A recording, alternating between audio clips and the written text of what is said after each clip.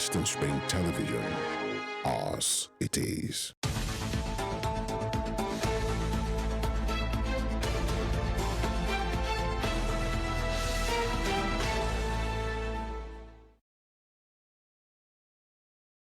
Good morning, Nigeria. Good morning, world. This is Morning Spring on Western Spring Television. This is a program where we look at issues of public importance, analyzing, critiquing issues that has to do with you, our distinguished viewers, both nationally and sometimes internationally, and even subnational, that are not left out at times. It is aimed at having those critical and deep conversations towards having a better and a working society, by extension, a better and a working Nigeria, a nation that we are proud of. Good people, great nation. Femi Ojo is my name, and I welcome you to today's edition. On the program, we look at the headlines firstly, and on the other side of that, we then get talking, having discussions about these issues. We are live on our YouTube channel right now, and of course on channel 190 on Star Times DTT. Once again, you're welcome. Evelyn, good morning. Good morning, Femi. Good morning, Nigeria. Good morning, world. Thank you for joining us on the first edition of Morning Spring. We are super glad to have you on board. My name is Evelyn Ohiole. Thank you for joining us. All right, Evelyn Ohiole, thank you for doing this with me as well. This is the Thursday edition, just like she said. By the way, before we look at the headlines, many things are happening right now. Speaking about budget presentations here and there, there is the time that many state governors have been presenting. Of course, nationally, the president has presented the appropriation bill, and it's being worked on right now at the National Assembly. We heard by December 30th, it will be done, and most likely the president will assent before the end of the year as well. But then the Nasarawa State Governor, Abdullahi Sule, presented his budget, the state appropriation bill, to Nasarawa State House of Assembly yesterday, 199.9 billion naira. Governor Bago of Niger State did that 2 days ago as well. And yesterday, by the way, while some of them are presenting, some of the governors are already assenting as well, because that means they are done. Was it 3 days ago? Governor Babajide Sanwo-Olu had his own presentation to the Lagos State House of Assembly. Governor Adeleke has done his as well, and he's been worked upon. Talking about Sheriff Abrawari, the governor of Delta State, he assented to the budget, the concluded one yesterday, and so whenever it's assented to by the governor or by the president, it becomes a law. Now, that is not exactly where I'm going. Where I'm going is this evening. All these presentations that have been done, our lawmakers really doing the due diligence on this, because it's not enough for the governor to go to the House of Assembly or the president to the National Assembly and address them, drop the document there and say, you guys take over. Are they doing due diligence? Yesterday we learned there was a committee in which they had to compel the Inspector General of Police to bring, I think, the Director General of the CAC, Corporate Affairs Commission, because the man wasn't coming forth.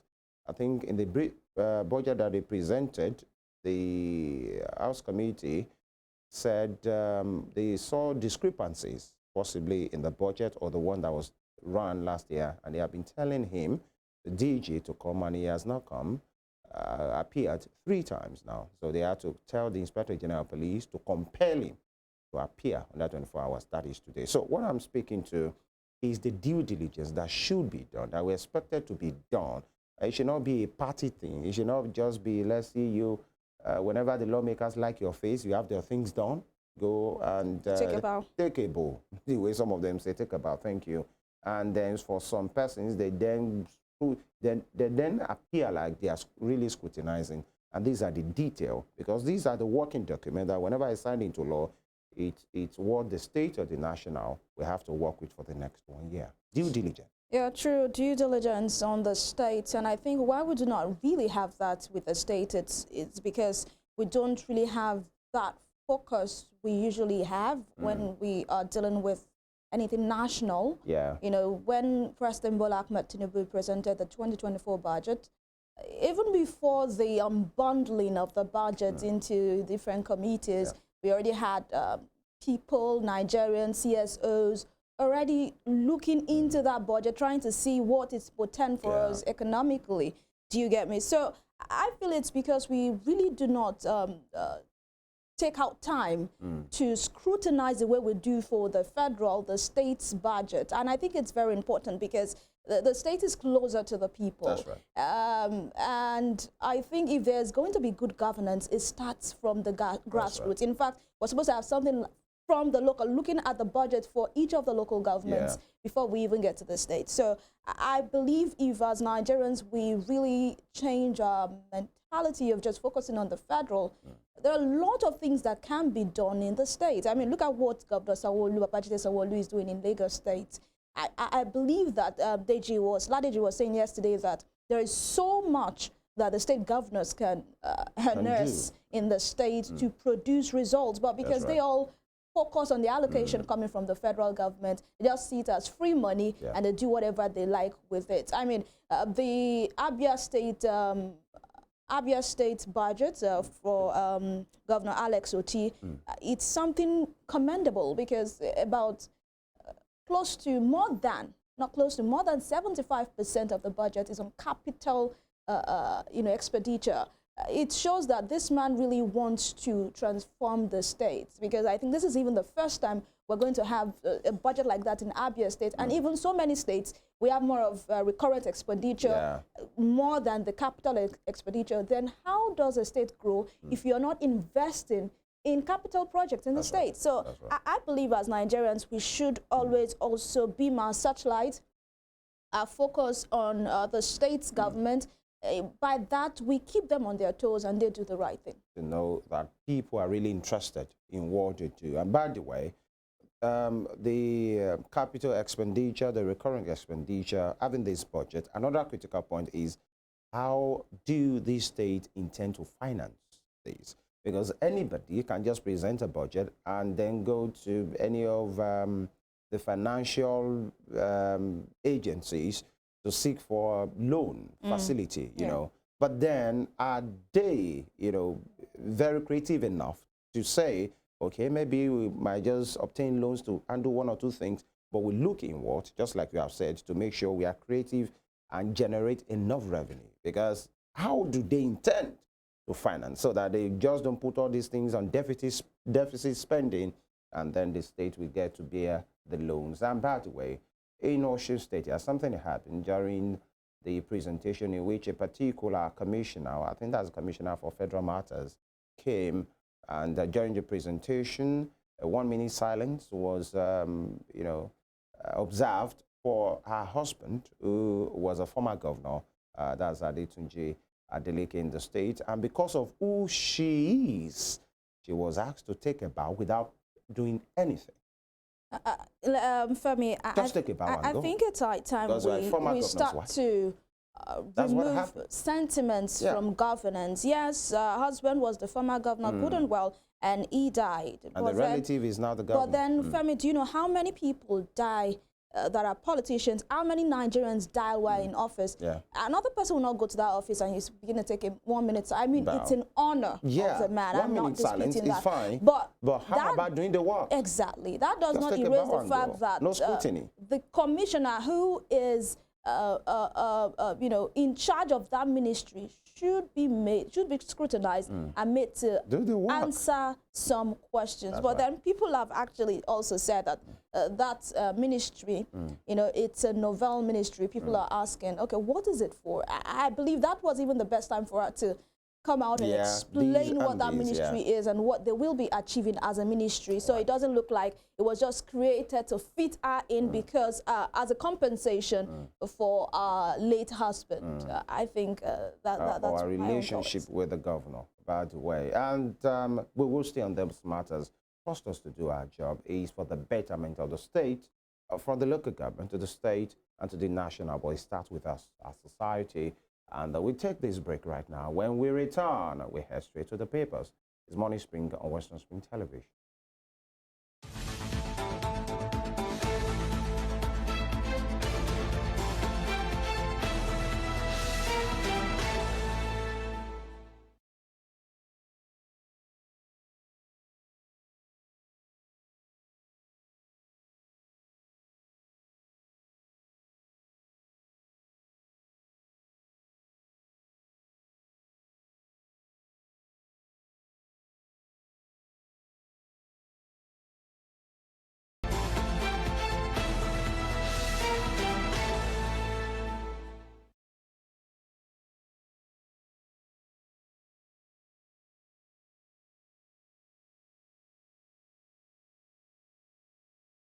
Welcome back. It's the newspaper review on the Morning Spring, and we will begin this morning with the Guardian newspaper. Correctional Service, 78,446 inmates in dire straits over 750 naira daily feeding cost. And of course, we got to know that during the defense of the budget for the Ministry of Interior, and we had the chairman in charge of that committee, Senator Adams Oshiomhole, actually speaking to that issue there. And statistics and data right here on the front page of the Guardian newspaper: 78,446 inmates across the 253 custodial centers in Nigeria. Security dogs earn higher budgets, gets 800 naira per diem, and 76,670 males, while 176 are females. Wow, amazing. The ratio of the male to the female there is just too large. Away from that, inmates in dire straits over 750 naira daily feeding cost, and 50,401 awaiting trial on death row nationwide.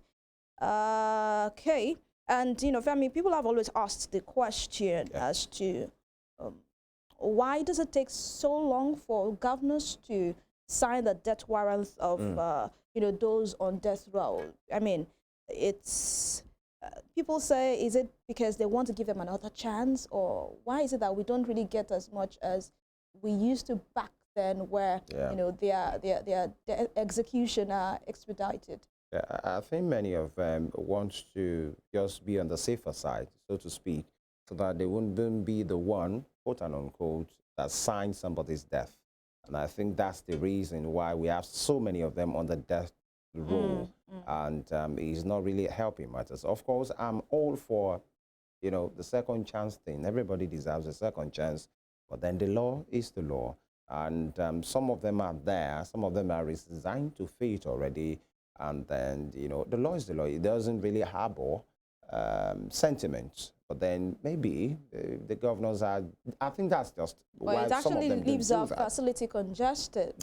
It's one of those things why our facilities. So they don't want to be seen as a person who appended a signature to taking people off. And I think that's one of the reasons. And in as much the capital punishment has not been, abolished, has not really been repealed, the law is the law. And I think this is actually worrisome, because we've got 50,000, over 50,000 out of the 78,000 awaiting trial. And, we have 3,271 on death row nationwide.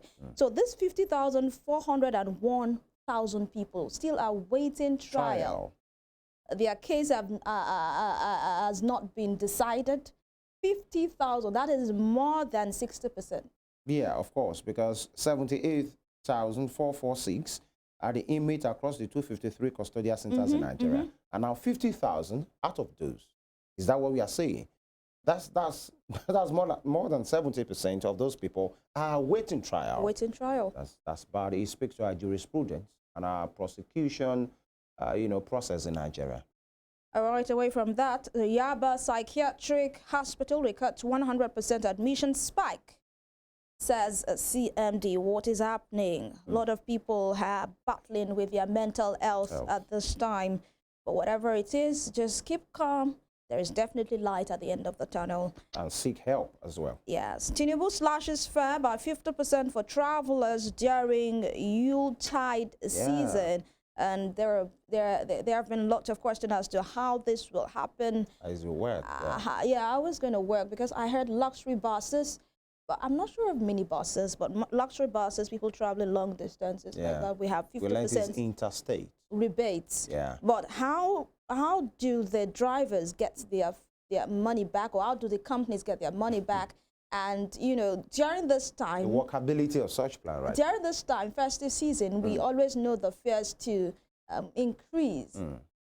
Now, if there's 50% rebates, people are saying it will still fall back to how much we usually bought these vehicles. The minister who addressed the public on that, as Dele Alake said, the plans have been worked out, everything. In fact, he said, and I quote, that the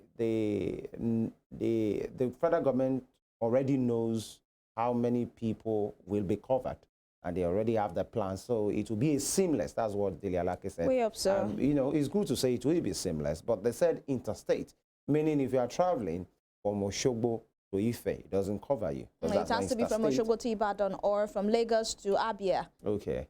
So if I'm traveling from Ashejire to Ibadan, it should cover me, because that's interstate, by the way, or from Bongo to Ibadan, because these are the issues. I don't know that. Or is it long distance? Are the minibus is covered? That's the question. It wasn't mentioned, but luxurious was mentioned. Luxury buses are, well, and by the way, there is no luxurious from Lagos to Ibadan. So does that mean that is not covered? We wait to see how this will work out, actually. Because I feel for them to already have it worked out. They are really working with the luxury buses, because, you know, companies are the ones that are in charge of these buses. So they just partner with these companies and tell them, take off 50% of your fares for now, and we'll pay for now. It's more organized that way. Because if you're saying all garages in nationwide, I mean.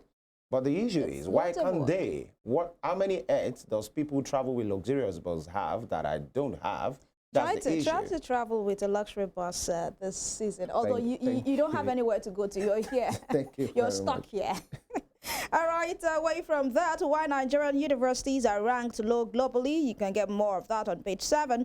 And Akpabio swears in Lalong into 10 Senate, declares Umahi Giadam seats vacant. Public debts rise to 87.9 trillion naira, despite $1.57 billion to drop in external component. Lagos, Ogun, Nigeria's most economical viable states, says reports. And Fubara denies signing peace deal under duress, refuses to withdraw suit. All right.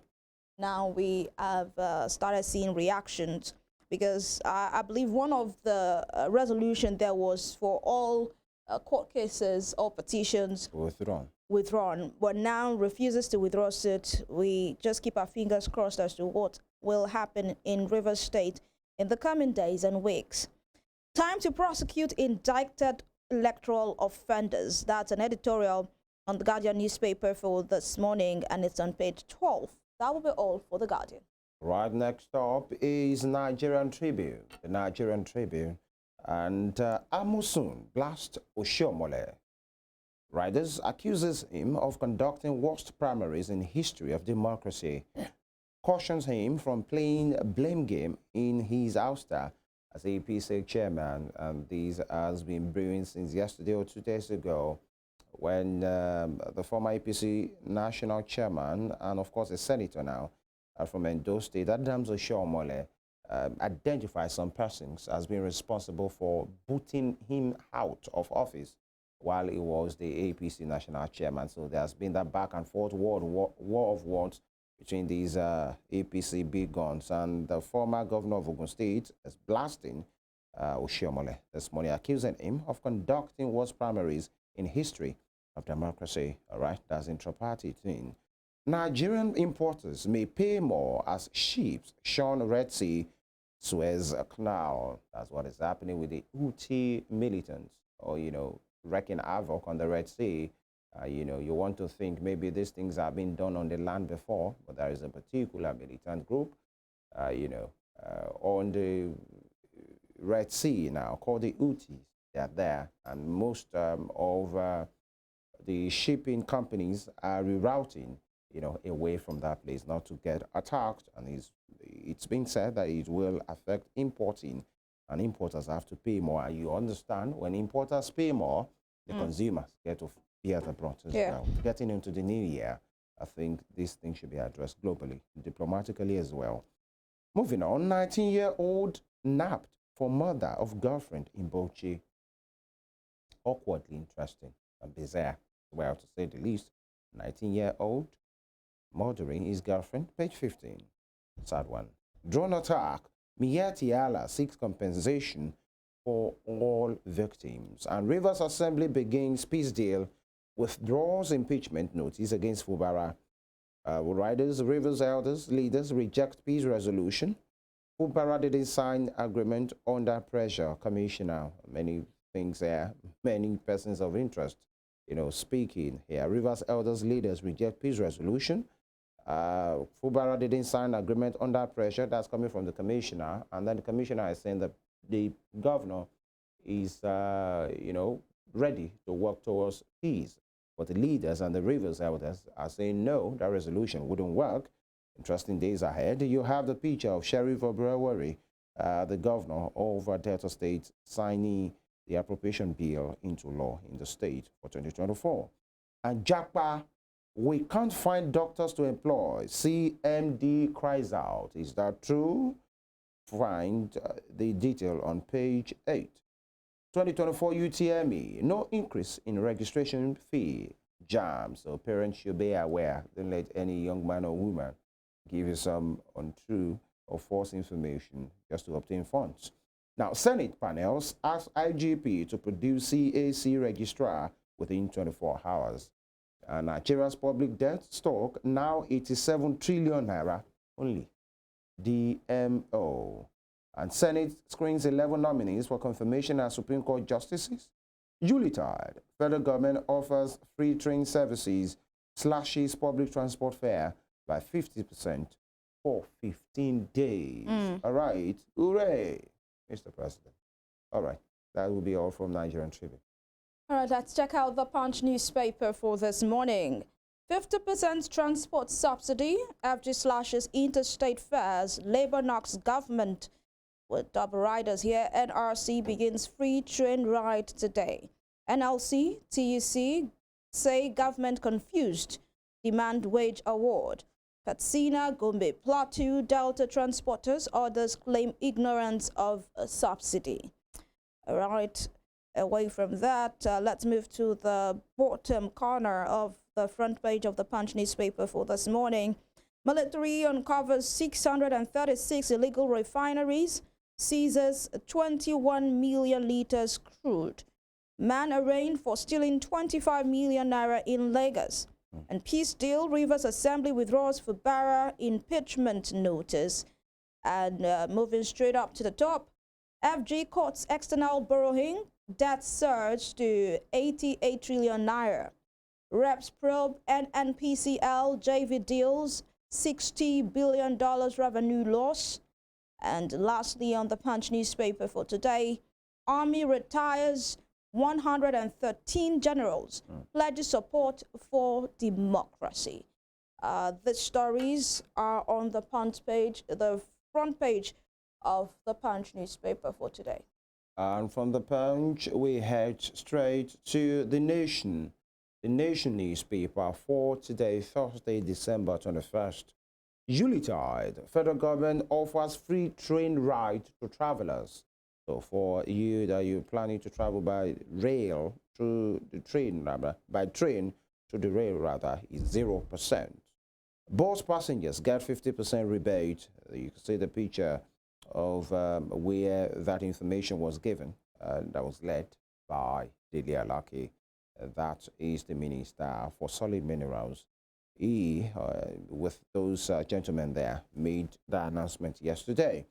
Nigerians, and I quote, Nigerians willing to travel can board public transport via mini buses, all right, Evelyn, and luxury buses at a 50% discount of current cost.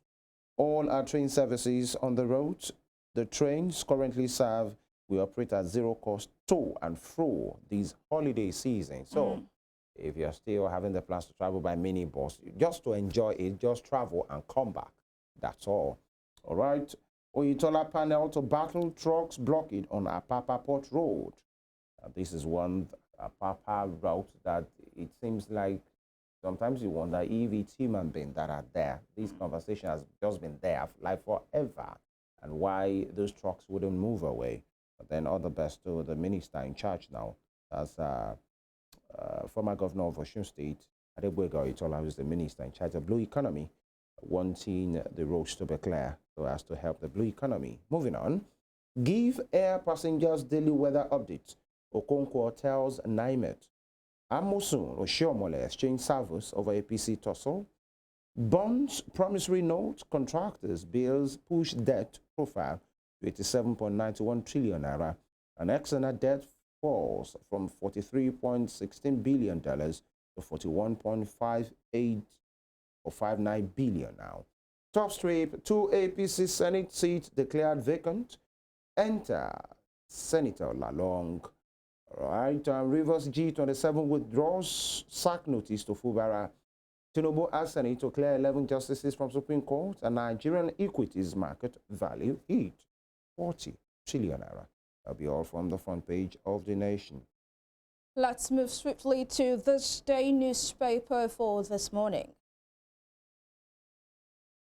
On this day newspaper, Senate screens Supreme Court Justice nominees Abiru, Zamani, Adume, Sankey, Uwa, Nwosu Iheme, Ogbunya, Ada, Tukur, Umar, and Idris.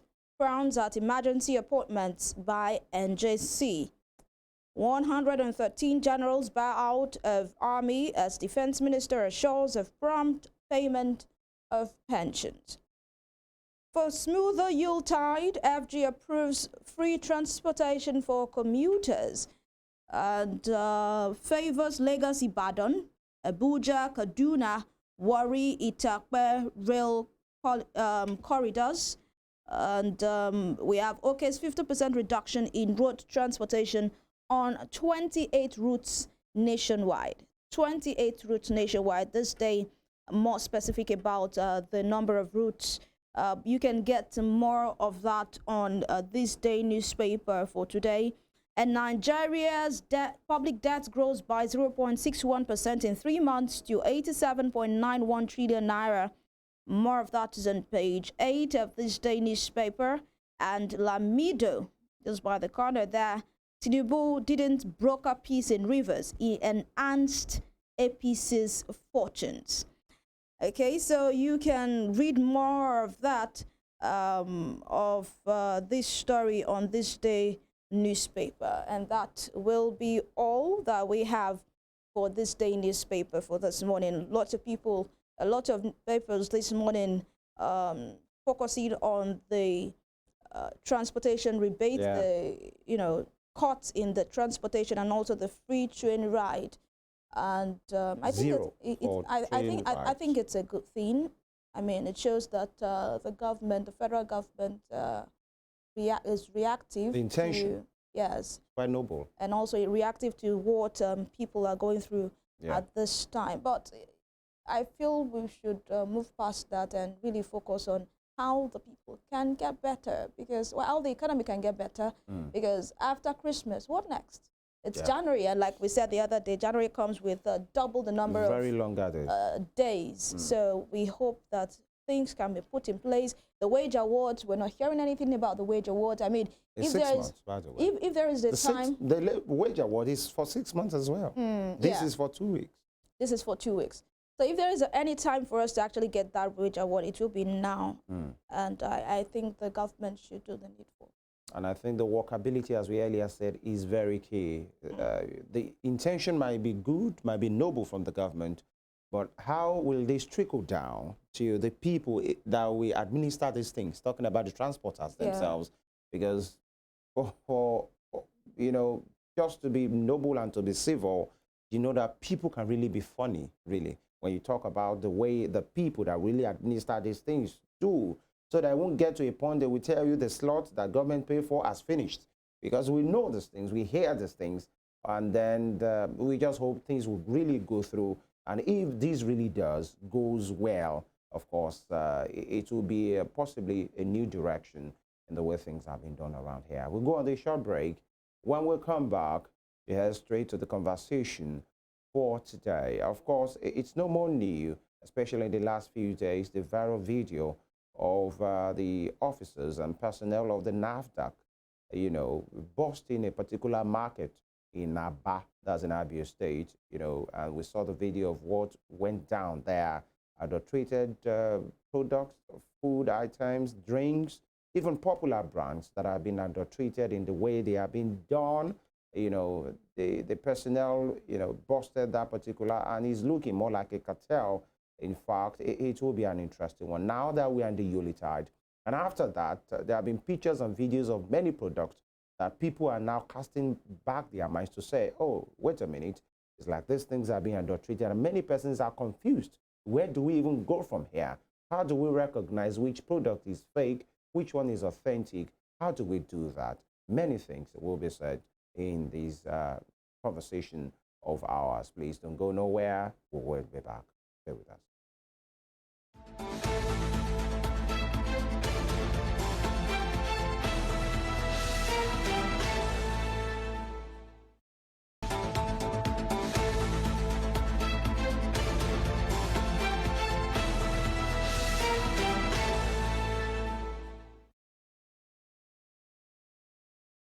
Welcome back. This is The Conversation, and right here today we will be discussing a critical issues.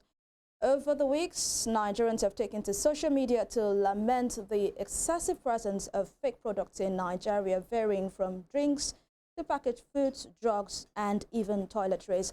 Nigerians banded together online to call on NAFDAC to investigate and call for a solution to the rise of the so many fake products in the Nigerian market.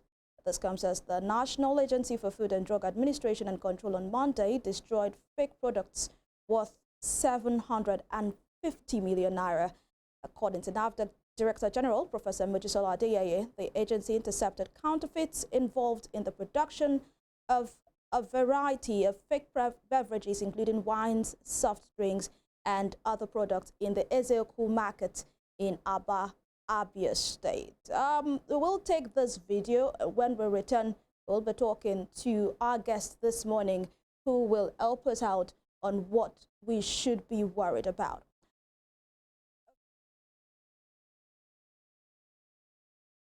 Going to actually talk more on that and also wait on our guest. Femi, I'm sure you have seen a lot of videos and pictures of different products, drinks, different names. You have it scrolling on the screen already. Adulterated names of products right there. And it's just look at this one. It's very worrisome because we are in the Yuletide season and a lot of people will be consuming these products. How then do we actually differentiate the adulterated ones from the original ones? And if you look at the video, it is worrisome because of the environment in which these products are being produced. It is not safe for consumption. These are even an environment that a lot of us can't even cook in because of how... You might not even want to walk past. How dirty it is. But these are the places that these unscrupulous elements are producing what human beings drink and eat. It is scary, Femi. It is very scary. Looking at the video scrolling on our screen, and you can see the carton of that particular product. We might want to mention the name of some product this morning. Just for information's sake, you see some of these things being done. See the bottles and the way the cartons have been done, and this is what people will consume innocently and ignorantly. You can see a particular product, Evra, like it's one former Manchester United player, Patrice Evra. But the intention is to just copy. And if you are not circumspect enough, the moment you just see that package and you see that EV, you might want to say, okay, it's the one that you're looking for.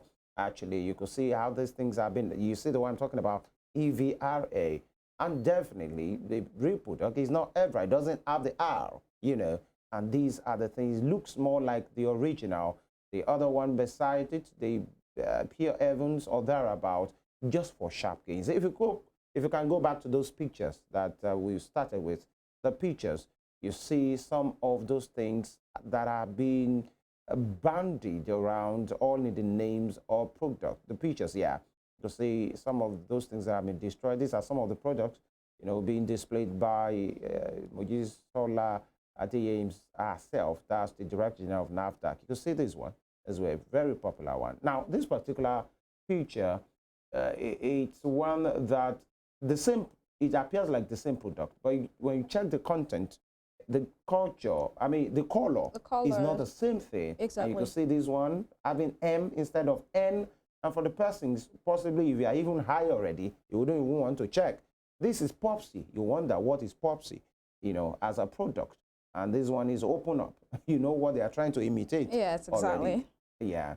All right. And these are the issues we'll be speaking. And even this is an insecticide. And then you see, definitely some persons are just, very, very criminally minded. You see the picture of what I'm talking about. One is darker than the other. Yeah, one is for lighter. Somebody that is not really watching, you just take it and then you gulp, and the problem starts with the health. And the economic implication to this is enormous, and then the health implication to this as well. We take this video. When we come back, we speak to a very critical stakeholder in this particular ecosystem to shed more light on what he thinks about these menace, because it's quite a menace right now. Just take a look at this video. For Food, Drug Administration and Control, NAFDAC has destroyed adulterated wines and other products worth millions of naira confiscated in the popular cemetery market in the commercial town of Aba, Abia State. The director of NAFDAC in the Southeast Zone, Mr. Martin Ziliyomade, says the market will remain shut to avail the agency the opportunity to carry out proper sanitization after the discovery of large-scale production of fake products in the market. He stated this during an enforcement operation in the market.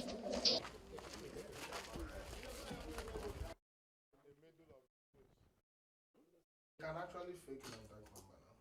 Yes, because all this million that somebody should pay for. You is the mixing ice cream. No, that's the case. Yeah, it's up there. Something like that. Check it. Hold on. Take a master. Take him. Look at this one that Since November.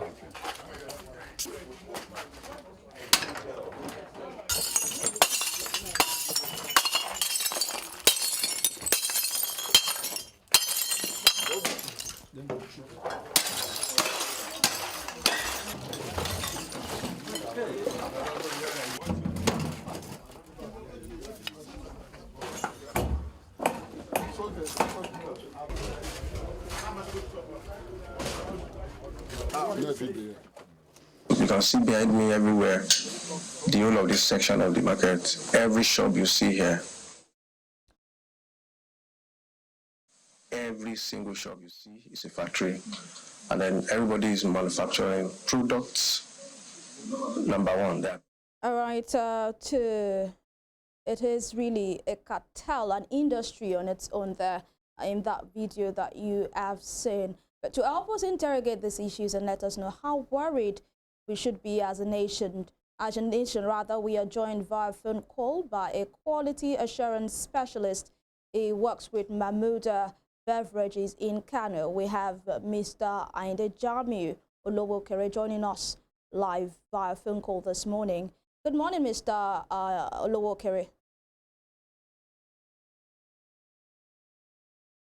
All right, seems we are yet to connect with Mr. Olowokere this morning.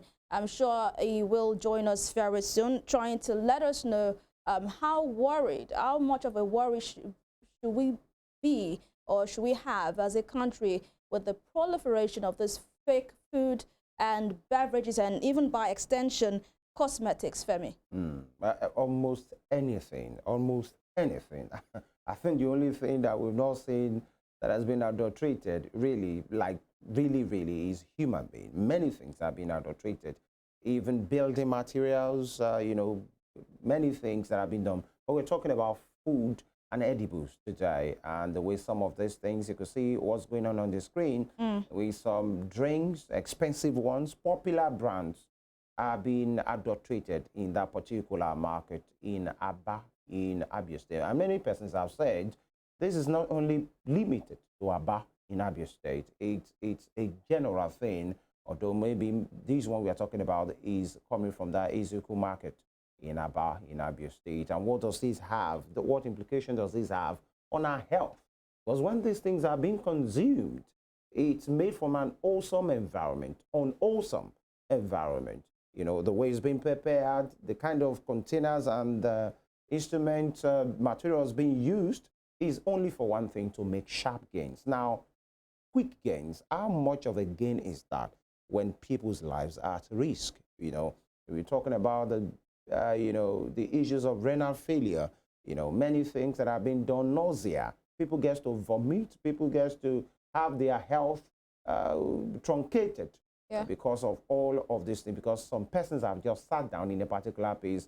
You see what is going on right now, the rubber, the cork, that's what you are seeing. And in that kind of a place, no regulation, no standardization, no nothing. And they are not even made as a particular independent product or as a new product. They are made to adulterate an existing product, and that's the fear. Now, just like you said, this is the Yuletide. We get to see many things being done. We're going to buy many things at home to just celebrate the festivities, and now you are even worried. The thing is, where do we now get the original? How do we know the original? These are the conversations that we must be having. And when we get our guest this morning, he will be helping us out with that. But one thing these people do not know is that this product circulates all across the country, and I don't think they tell their family members what to look out for and what not to look out for.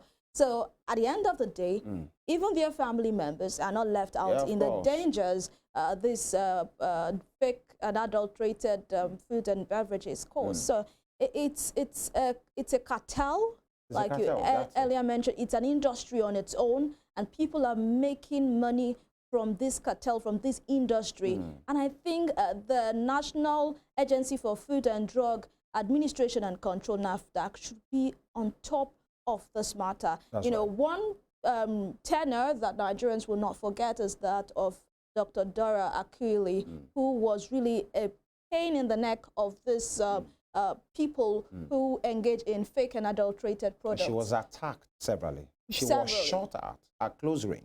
In fact, some people call her a betrayer because she was working against, because most of these people who run this cartel are from a particular region. Particular region which she belongs to, which she falls into. So people said, oh, you're working against your people and all of that. But that didn't deter her, because it is for the safety of the nation. It's for the safety of the people. You don't want to know the number of babies and children that consume adulterated drinks. You know, children are not, they are not that baby food. Yeah, baby food.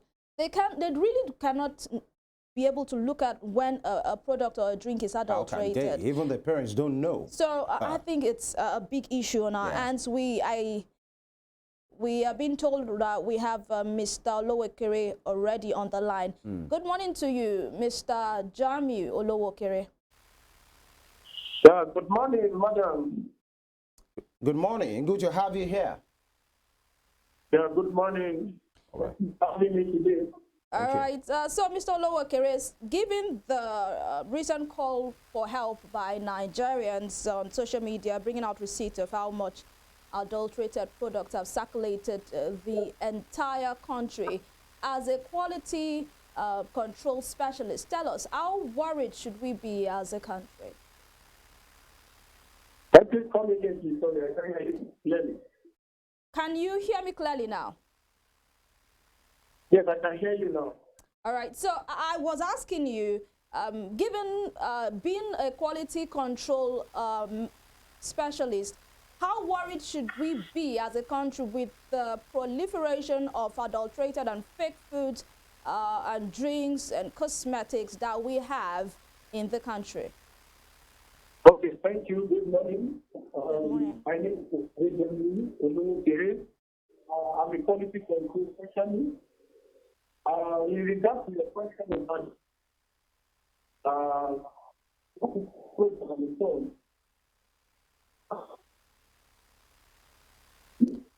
right. The network connection that seems to The be connection acting is a up. bit bad, yeah. But then we'll try to reconnect with him to actually see if we can get him. Mr. Olokere, we can hardly hear you. If you can hear us, we can hardly hear you.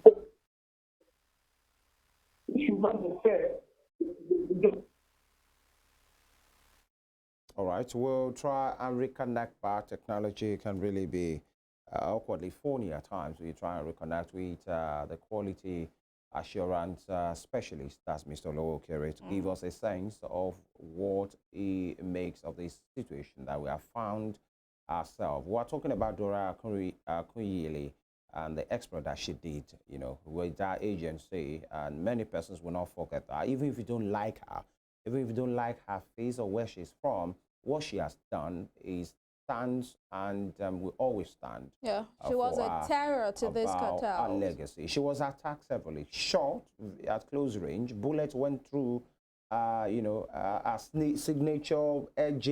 Then, you know, for you to know how some persons really want her dead. And when we said most of the persons who does these are from a particular region, we should say, but not limited to that particular region as well. This busting of that cartel, that market, is from Aba in Abia State. And this is not about sentiment. This is not about tribe. It's not about ethnic considerations or profiling. It's about what we are seeing at this time. And in fact, in that particular, you know, this exercise that was done by NAFDAC, the person doing the narration from NAFDAC said every potential shop in that market is a manufacturing plant. Every shop that you see. So it's not like maybe just one or two shops. Every of that shop, those shops you see in that particular market that has been shut down now, that is what they do by, you know, adulterating. The question is, why can't they use that knowledge and just go for standardization?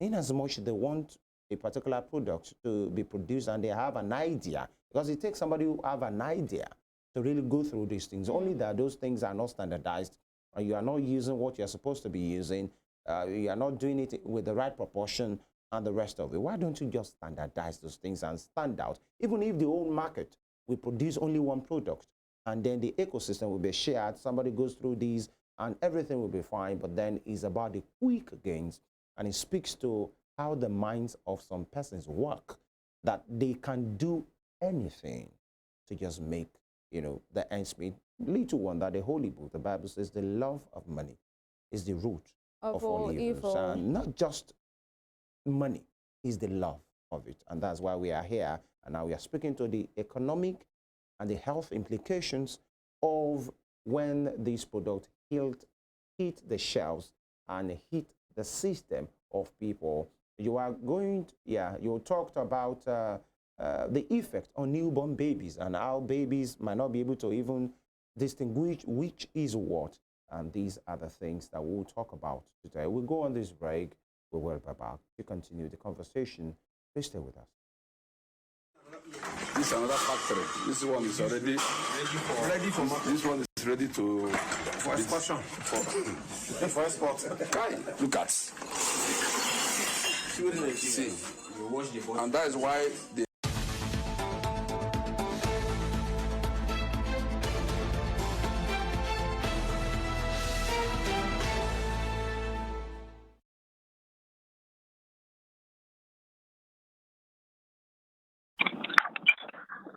Yes, I can hear you.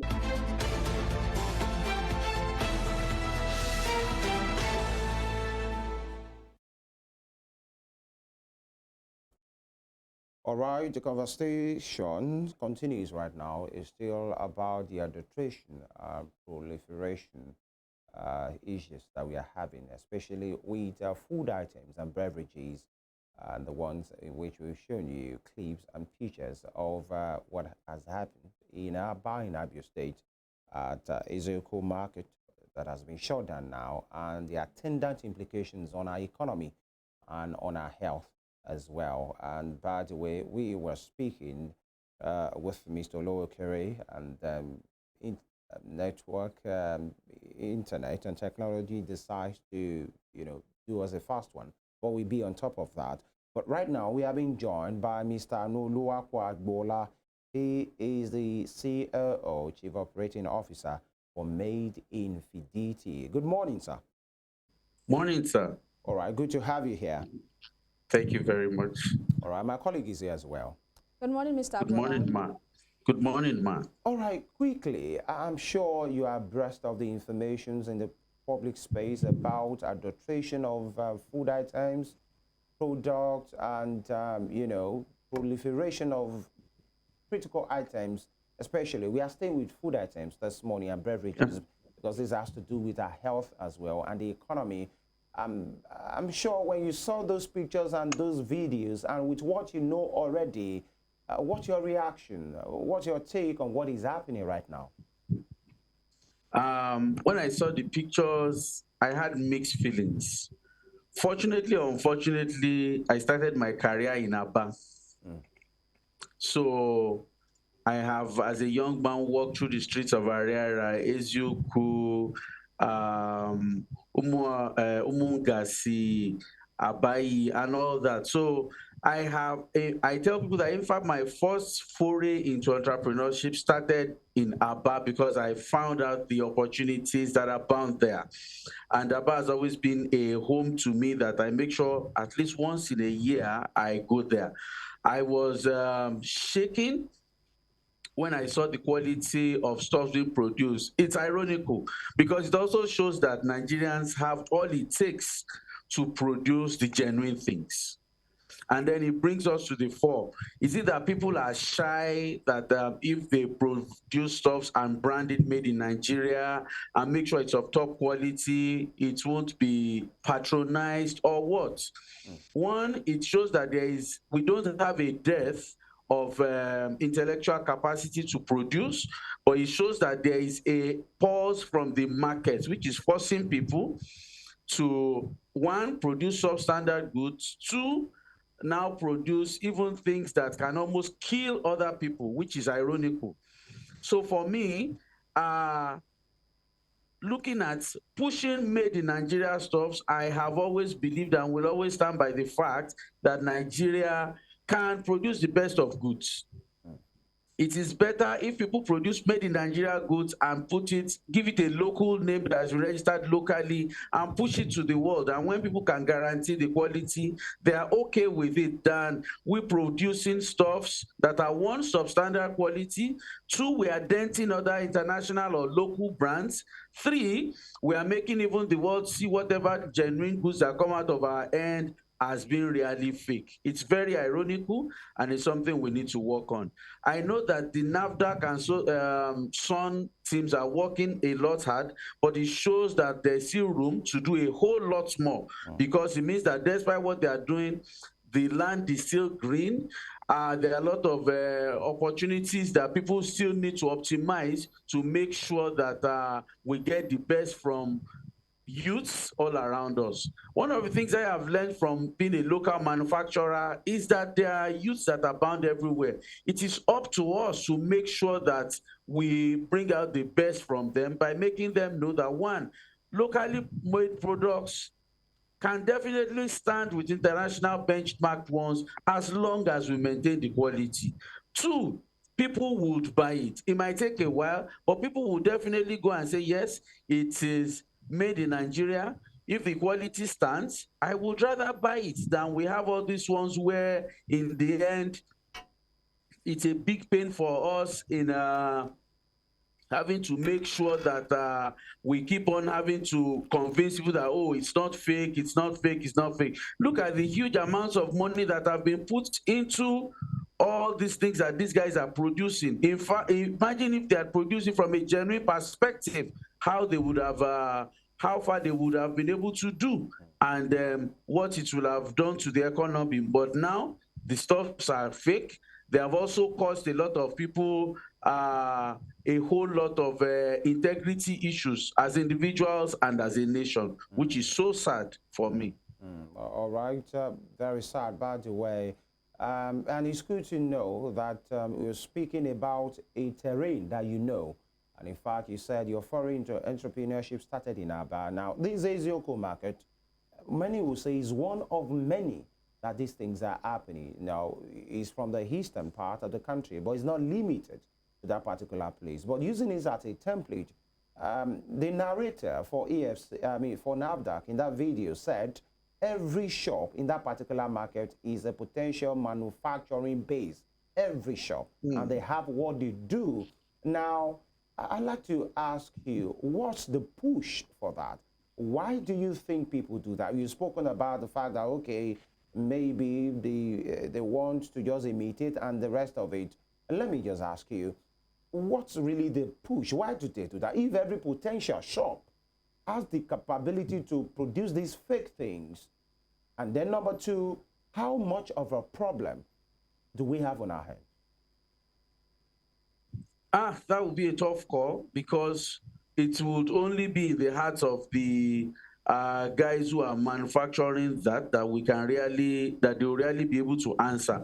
But it shows in manufacturing, as long as, if we go by the statements from the regulatory agency team, then it shows that there is a market for it. Because in manufacturing, you always produce something because it's a result of what the market wants. And now the question would be to check ourselves, does the market want it because of a price stuff? Is it because of a quality stuff? Which for me, it's a pain. I expect that we should be producing the right quality and people would always take it rather than we having to produce fake stuffs. As long as we are producing fake stuff, then it means that there's a market for that fake stuff. There are customers who are possibly been consuming it over the while and possibly didn't even know that they are fake. I've seen people bring out stuff and say, oh, this is the genuine. I've seen on social media a lot of people quote and say, oh, this is what I bought and this is what the international market has. It's a pain. So for me, we need to do what we call a forward integration and find out, why are people producing? Can we trace the journey of one of these products? Which market has it landed? Which social event has it been used? Who are the people who have consumed? It's a very big journey, which will take us through a lot of people to know where and where and where. It means a lot of people have consumed it. They possibly had a lot of side effects. And it's a very saddening thing because it means that from a market perspective, it has even cut down the market share of even those who are producing genuine things. From a real estate perspective, it will also dents the market because it means that all these places, all these shops will be demolished. So it's a very, very big cartel, which one calls for a lot of caution. Two, calls for a lot of underground investigation to make sure that all stakeholders in this are apprehended and face the law, which will make others stop it. Because my pain is you are producing all this. Look at how much they've spent in producing the bottles, producing the contents, producing the boxes for casking them. You can imagine, why wasn't this put into the production of genuine things? It's a pain.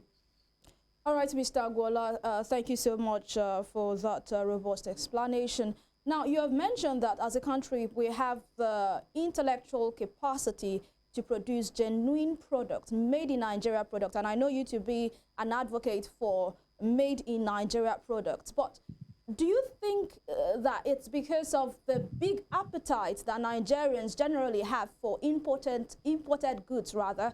You know, an average Nigerian, when you put an imported product and a locally made product, will want to opt for the imported product and, you know, leave the locally made product because he or she believes that the locally made product is not up to standard. But the imported one coming outside of the country is up to standard. That's on one side. And also on the other side, let's talk about the ease of doing business in the country.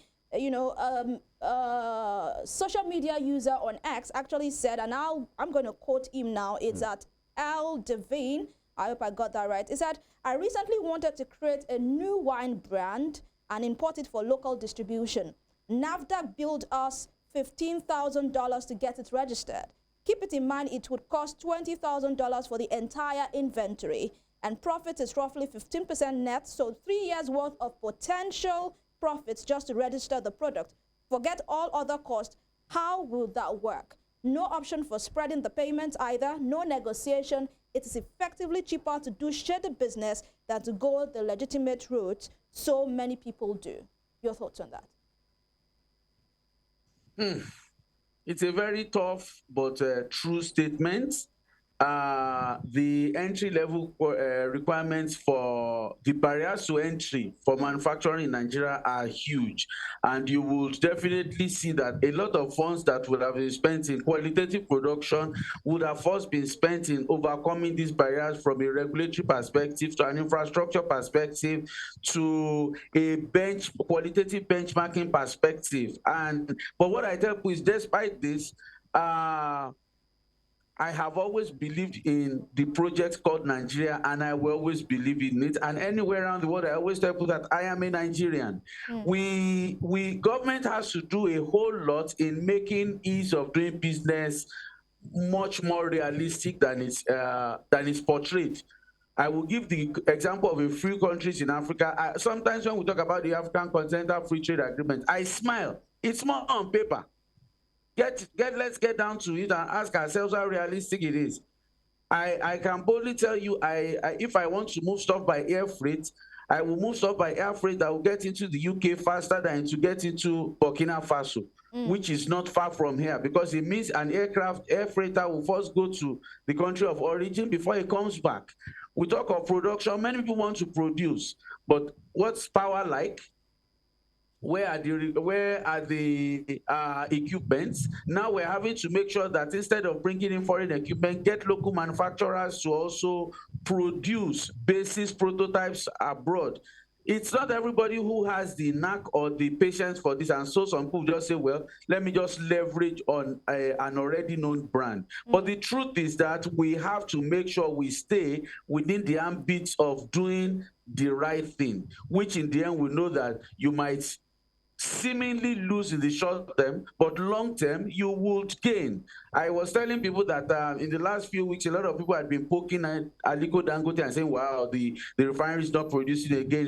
He knows a lot of back end work that is going. But everybody jumped on social media again last week, sharing the videos of the first vessel moving in with crude. So it shows that in manufacturing, you just have to learn to see the big picture. There are times when you will be frustrated. There are times when among your friends, you might even have borrowed funds from the banks. You might have your credit ratings might have gone down, and you're almost like, am I on the right path? But Eureka, once you get it right, once the first customers take it, and then the market changes. Look at the picture you are showing us now. It's not even Evra, it's Evra. And it means that these guys have stuck to the brand called Evra, and people have been buying it. Who are those who have been buying it? We need to also have a cursory look at what's happening in the market. Let's sound these guys in the market. So, Oga, why are you selling Evra, which is spoiling the Ever brand? Is it from a price perspective? Why are people consuming it? It's a problem that we need to tackle a lot. If we tackle it once and for all, it will even improve the productivity of us as a country, because it means that a lot of graduates will, from their undergraduate years or vocational training years, start to produce, because they will know that there is a market rather than they wanting to leverage on other brands. I can boldly tell you that I know that there are some brands who move raw materials from Nigeria, go to produce and bring it back, top quality. But look at the cost of logistics they've spent. If everything had stayed in Nigeria, was produced in Nigeria, the cost of logistics, the cost of unit economics on the final produce will be lower, and people will be able to afford it. So I think government has to sit up and do everything, whether it's via SMEDAN, the Ministries of Trade and Commerce at state levels or federal levels, to keep pushing the Made in Nigeria brand. One of the ironies also is that we are finding that a lot of Made in Nigeria brands, the cost of production makes them more expensive when they are genuine than even the local brand, than even the foreign brands. Because when they look at all the fundings and the unit cost, it will be more expensive, but we will get there someday. If people know that there's a big market for local brands, economies of scale will force these products costs to come down with time. Right. So for me, we have to push the local brands much more. All right, Mr. Agbola, you haven't actually answered my first question, but I just wanted to point this out with your last statement as to people who manufacture locally even get to spend more, or the product gets to be more expensive than the ones imported into the country. Because recently we had the Adire market. You know, Adire is a locally produced, you know, fabric here in Nigeria, in Ogun State. And we have imported Adire now, imported from China. And people would rather go for the imported Adire because it's cheaper than the original and genuine Adire that we make locally here in Nigeria. So that brings me back to my first question. How do we quench this big appetite for imported products? I think it needs to start from the top to the bottom. I have seen that some states leaders, I think, for example, Osun State, I've had news where they say the governor says on X day, everybody should wear, I think, our Adire also.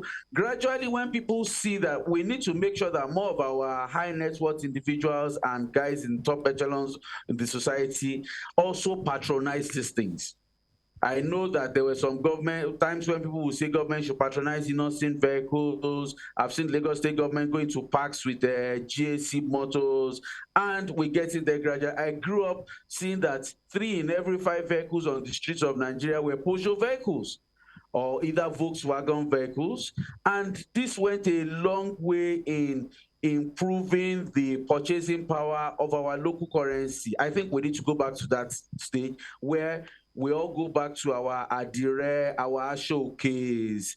And also remember that the production, the foreign Adire now, so sad to call it foreign Adire, is mass produced. So the unit economics of it compared with the ones done here locally would be definitely lower. So it's basically just the cost of shipment.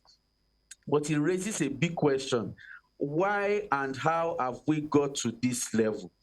It's a psyche problem. Where have we lost it as a people? That people would rather prefer to go and get those imported ones rather than the local ones, which places like Abeokuta, Ile-Ife, Iseyin were known for. We all need to start pushing the narratives of these people back to the front so that our younger generation can change the narratives. Else, it will be a big issue where people will graduate and the next thing they are looking for is to join the Japa train, where despite all the technical know-how they've built, they're not going to use it for developing these economies, but rather take it elsewhere, which is sad.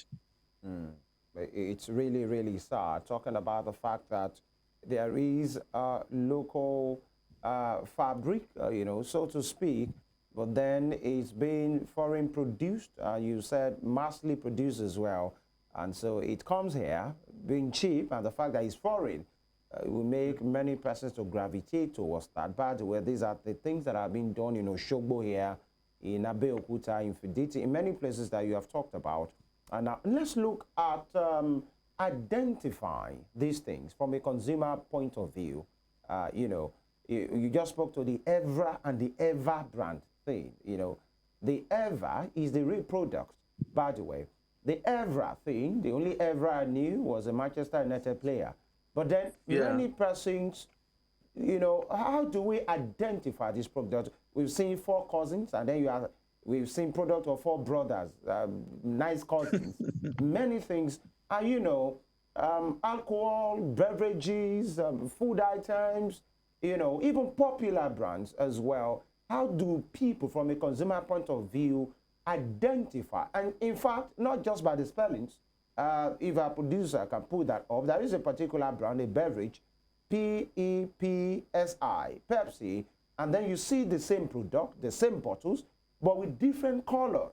And that's why you know these things are not exactly the same. How can a consumer, you know, identify what is authentic? How do we go about that?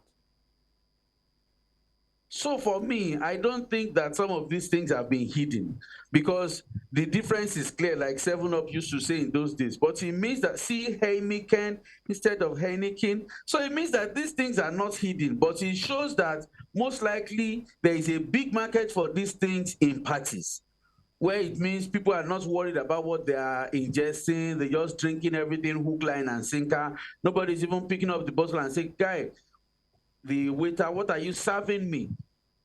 That is Popsy. So sad, not even Pepsi at all. So it shows that even some of these guys are not hiding it. So from a marketing perspective or from a consumer metrics perspective, it shows that they have never hidden what they are selling.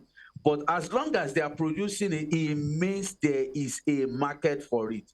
And so we need to be careful with what people are consuming. That is sniper instead of sniper, and people are buying it. So like I said, we need to do a forward integration journey. These things that are produced, which markets do they end up in? Who are the people buying it? Why are they buying it? If you pump water in a tank and you open the tap and the tap just keeps gushing out, nobody is putting it into containers, after a while there will be no water. But as long as the tap is open, as long as some consumers and sellers are buying it, then there will always be a market for this. How do we identify? So how do we identify them? We need to sit down with people who, one of the popular musicians last 20 years called party riders. So it means some people who go to parties know these things and they consume it. Let's hit the streets. These things that we have told that unfortunately have been produced almost everywhere in Ezuku market means that they are ending up somewhere. Where are they ending up? Another Utah session is here.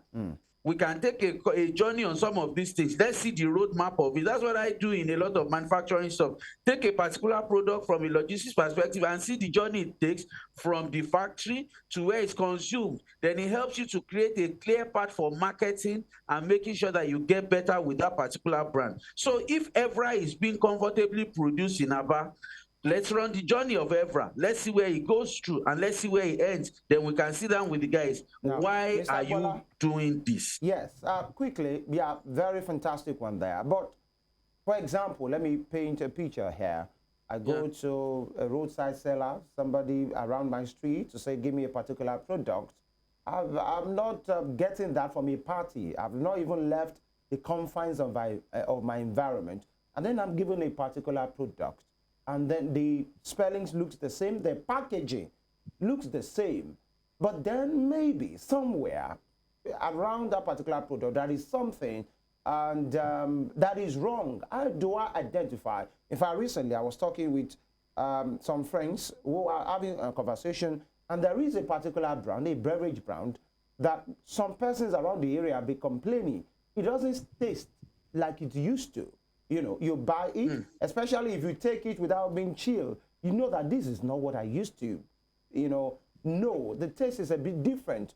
And now from point A to point B, many persons are saying this is the same thing. The spelling is the same, the packaging looks the same, but it seems something is wrong. So for people that are not at parties, for people that just want to have a drink or just want, you know, talking about other food items, my colleague talked about even baby foods.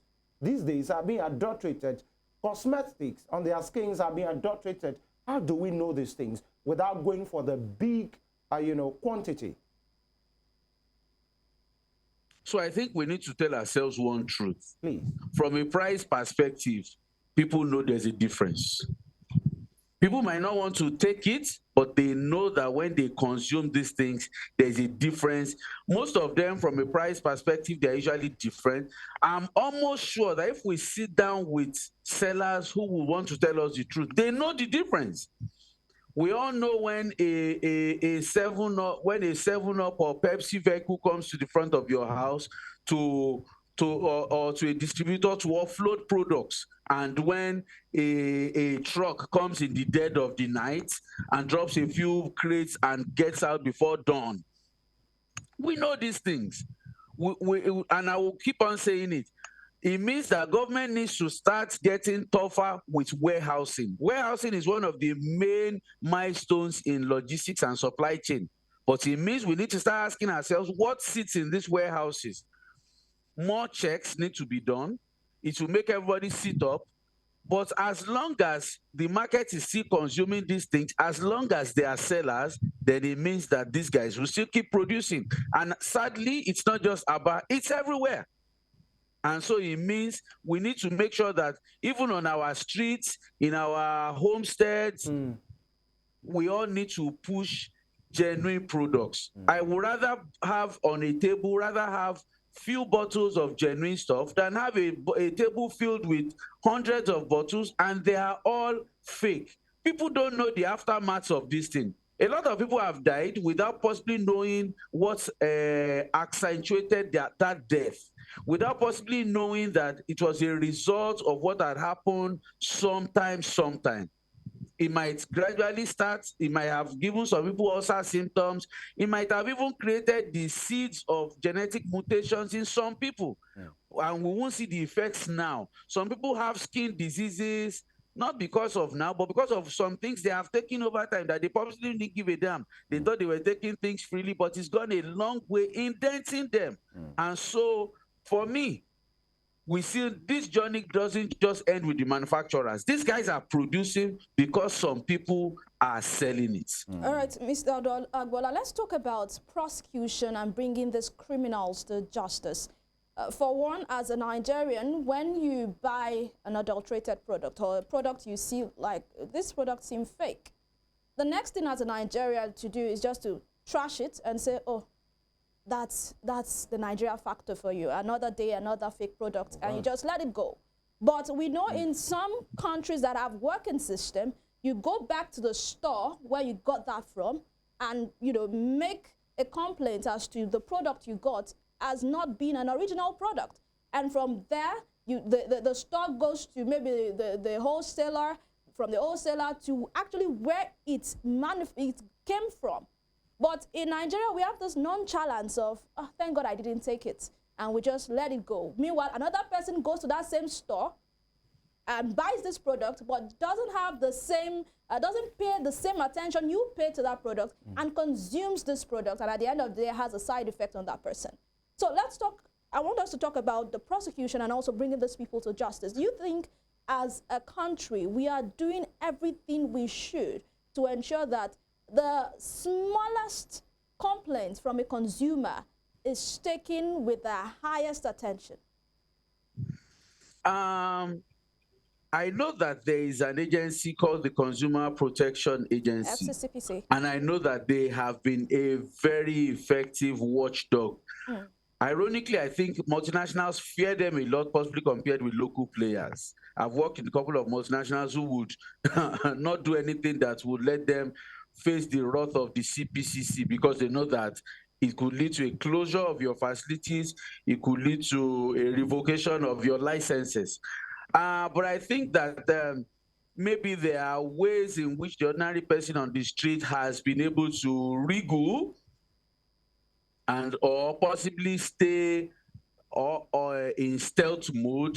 But I think that the more, like I keep on saying, the more we trace these product journeys, we would be able to find out who the culprits are. Definitely, the cost of producing these things are not small. So I'm sure those people who are producing these things are not. They are not people with paltry sums of money at their access. It's huge funds, but it shows that we need to take over this whole thing and crush it once and for all. Not just the production, production, warehousing, logistics, and even the retail.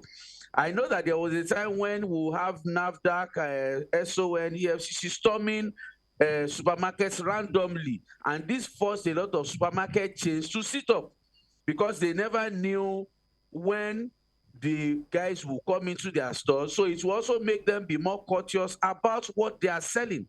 And we need to get back to that level where people know that rates can be conducted without anybody having informed and said, oh, the guy's going to storm tonight, and then they possibly pack it. And then I think consumers need to talk. Party planners, event planners who possibly buy these things so that the tables can be filled need to start speaking. In South Africa, I know that when I worked in South Africa for some years ago, there is a very strong return policy. If you buy something and you are not okay with it, you have the right to bring it back to those locations in 7 days. I know a couple of locations do that in Nigeria also. And then we ask ourselves, what is the reason for this bring back? Is it a quality issue? Is it a process issue? We analyze it. In Nigeria and in Africa, we see a lot of geeky-looking youths talk about data, AI, and co. And I laugh. We have the data at our access, but the problem is, what are we using data for? Are we using it to mitigate these instances? We are talking presently about ABBA. These things are not new. People have been buying it. Marketing companies they have the data, but have we used it to take decisions that could better? This drink that we are seeing on this table, Popsi and Pepsi, it's not hidden.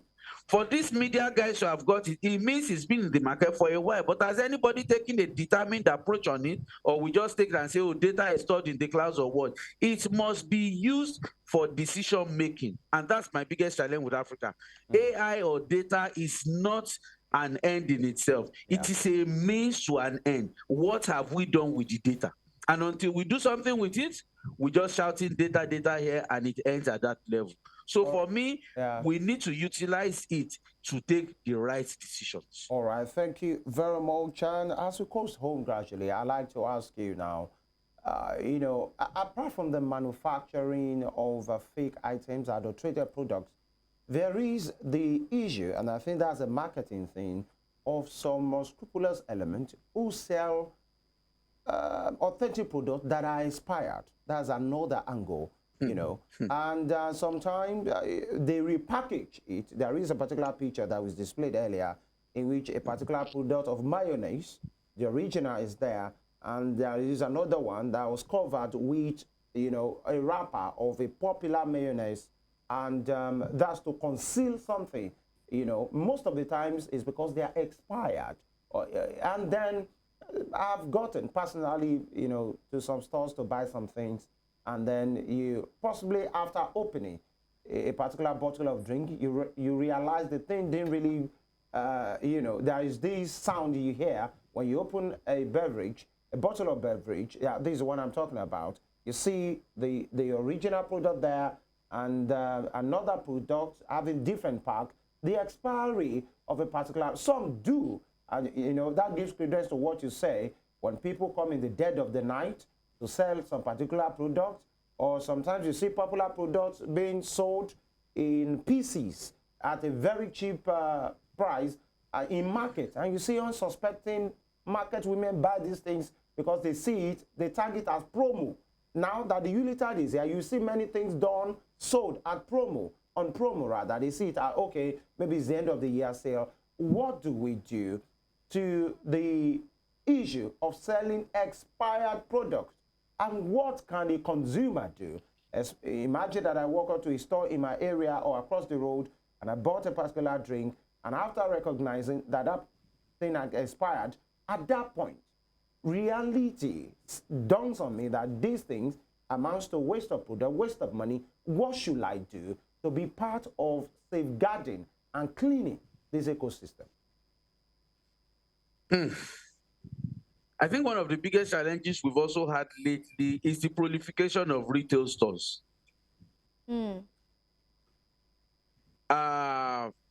We grew up with only few stores. I know that in the 70s, you either go to a Kingsway store, a UTC, a Levante store. Those were the first retail guys that came in. And then due to the economy, almost at each corner of your street, you have a lot of people who in local parlance say they are selling provision. Yeah. And so they get supplies from different sources. Sometimes nobody has patronized them and they've looked at the products, it's going to expire, it's going to expire. Then they possibly have some small homemade equipment that they can use in changing the dating system. And then they go ahead and get it done. It's sad, but I think that one of the realistic, ironically, that we'll possibly need to get back to is a hard one, which means there will be a lot of sanitization of the retail industry. Because if the retail industry is sanitized, then you can be sure that the back end, which is supplying into it, will sit up. I want an economy that grows, so I will not advocate a close down of retail outlets here and there. But we need to make sure that what they are selling is what has the best of quality. not that they're just selling anything. Now, many of them have it in these stores. They've also bought it even when it was genuine and the dating system. I know that there are some stores in Nigeria who would reject products once it is 6 months to expiry dates. I also know that sometimes when I was growing up, I've had jokes with people where we all, because of economic reasons, say, even if the date has expired, you can see last 6 months, it won't be so, but you can still consume it for within 6 months. But the truth is, to get this sanitization right, it is the sellers that have the biggest job to do. If somebody brings you and say, I'm a marketing staff for XYZ, this is what we sell. They are showing you that it's Popsi they are selling, not Pepsi. No matter the price. If you say no, they go to the next, everybody says no. Then definitely the guy will get out of business. He will stop producing it. Yes, Mr. Agbola, quickly, so that we find something categorical to do. If I enter a store right now and I require for a particular product and it was supplied and I pay and I leave that particular store and I recognize that the product is expired, what should I do? You take it back immediately. And then I know that the Consumer Protection Agency, NAFDAC, they have toll-free lines where you can comfortably communicate. In fact, I know that a lot of stores, if you go back, will take it back from you immediately because they know that the biggest way you can stab them is via social media. And it's what the Gen Z guys have been optimizing. They get on the social media, a click of their phones, they get on X, get on Facebook, get on other social media channels. And if you are not careful, within a short while, that store is blacklisted. They say, I went to XYZ store, I bought ABC there, it's expired. And you just see that within a short while, traction to that store or the retail brand as a whole will drop because everybody will pull back. So I think from a social media consciousness, people have a lot of jobs to do. If everybody does that, we'll get there faster. How about if I get there and I return it and they apologize and say, sorry, we are sorry, take this one or take back your money, and I leave and they continue selling the same product? I'm talking about sanitizing. What should we do? Because especially when it comes close around your environment, you see somebody doing that and you tell them, this is expired, and say, oh, sorry, we are sorry, take your money, or they give you another product and you leave. If you say, okay, do I have the power to tell them, can I have this product? Can you destroy it in my presence right now? Because that's where people become feisty. Then they become, forceful. And then you hear something like somebody around wants to close down my business. Sentiment sets in. How do we take it further? If actually you know that what they have given to you, they only took it back and they ask you to go, they apologize, but it doesn't change the fact that they still have their product in their store and they might be willing to still keep selling. It's a tough call because we have a lot of local sentiment. Somebody says, oh, in local parlance, they don't want me to sell, and then they start saying, you want to destroy someone else's business. So I think we need to first make sure that the campaigns get super granular. Everybody on the street knows that it is a wicked act to sell fake or expired produce, because the aftermath of it is not when it starts. They say that because when it comes, if somebody lands in the hospital, everybody on the street will contribute money, because when they start tracing how it happened, it will touch everybody. So I think advocacy needs to be stronger, in particularly, like I tell people, not in English, in local parlance. You will see that one of the things that drove the late Dora Akunyili of blessed memory was the fact that she also lost a sibling to it. I was talking with a few friends a few days ago, and one of us said, guys, you won't be a victim of it, then you will know that it's not a good thing. People who have been victims of it, directly or indirectly, will do everything with so much passion to make sure that the stem of adulterated and fake products and expired stuff are mitigated. Because Yoruba says, Toba Boju Abamu, they would want to get it up because they know that when it happens, it touches every part. So I think we need to be more realistic. We should also allow some people share their stories. Whether it will be out of sympathy or emotion, it will touch people. And I know that no matter how much people want to just make from money, they have a human conscience. which when it touches, they will know that they have become agents of wickedness in pushing this, because it's not funny. Imagine small kids consume things that they were not even, their parents didn't buy for them. Maybe they went to somebody's house on holidays or whatever, and then they were given stuff to eat. They all consume it quickly, no expiry dates checked, and then the aftermath starts. And then somebody gets a bad name and say, oh, the kids that came to your house, they all got tummy upsets. Maybe one of them lost a part of the body. And then people can see that, this is worse than what we're saying. Let's get local with it, and we definitely would see a change within the shortest while. Thank you so much, Mr. Anoluwapo Agbola. It has been a very interesting conversation with you this morning, and your last statement there, let's get local and let everybody get to work, is just a good place to end the conversation this morning. Thank you for your time, and thank you for coming on board. Thank you very much. Thank you. Thank you. That conversation with the C-level executive in Made in Fiditi, and also a supply chain manager there, Mr. Anoluwapo Agbola, and I should say he's a strong advocate of made in Nigeria products, and we can see the passion with which he was talking there on this matter. Talk about the proliferation of adulterated food and beverages in the country. It has been a conversation that has elicited, controversy on social media, in the public space, and people are talking about this. It actually started with a soy sauce. A social media user in X actually came and said there is a particular soy sauce that has different names.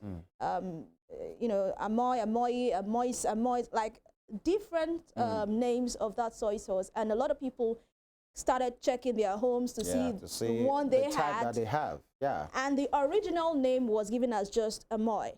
But a lot of people in their homes, even those big guys, had the one with the S, the one with the I, and those ones were actually the adulterated one. Once the package just looks like it, sometimes we don't really read it again. Once you see a particular color, a particular, shape of a bottle, just feel, okay, just give me. And the thing is, sometimes people don't even really know how the original package looks like. You go shopping in a shopping mart, I just see this particular product. Okay, let me test this one. Let me check out this one. And once you check it out, and you say, okay, I can start using this one.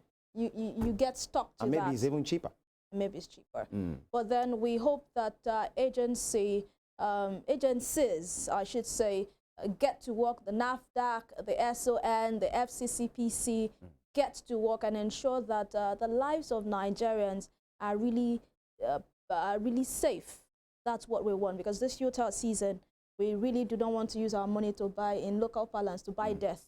So we hope that the right measures are put in place, and people also to shine their eyes and ensure that things are done. Individuals, do your due diligence as well.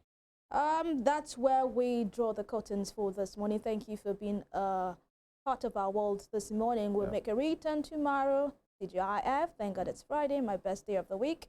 Until then, I remain your humble host, Evelyn Ohiola. Thank you for your time. All right, please do well to follow us on our social media platforms, on X, on Facebook, and on Instagram. And of course, we are always live on our YouTube channel at Western Spring Television. You could have a recap of this program as well, and other programs coming from this noble station, where we say it as it is. Western Spring Television. Fabio Joe is my name. We'll make a return tomorrow, God willing. Till then, God bless Nigeria. Bye-bye.